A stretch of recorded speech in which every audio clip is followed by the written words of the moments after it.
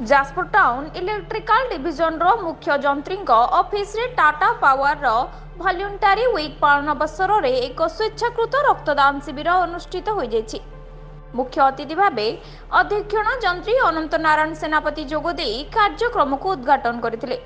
निर्वाही जंत्री दीपक कुमार बेहरा नेतृत्व में अनुष्ठित कार्यक्रम उपखंड जंत्री सुदीप्त विश्वाल, असित प्रधान, मनोज स्वाई प्रमुख जोगदे रक्तदाता उत्साहित करथिले।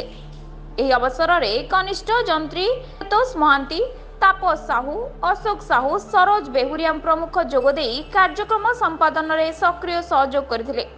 एही अवसर में विद्युत विभाग समस्त कर्मचारी माने जोगदे रक्तदान करथिले।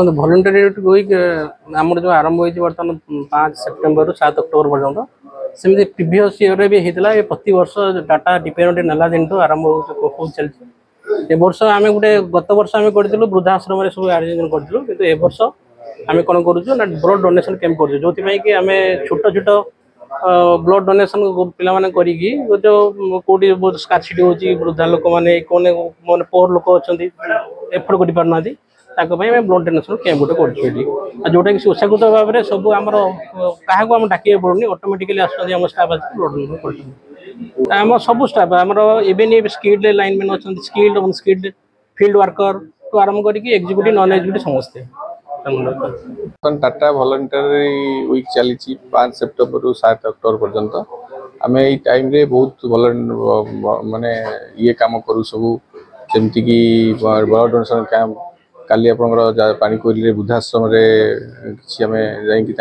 हेल्प कर सब काम करूँ। ये वॉलंटरी आम समस्ते स्टाफ माने इच्छाकृत भाव ब्लड डोनेशन कर लक्ष्य अच्छी आम पाखापाखि 70टा ब्लड डोनेशन कर।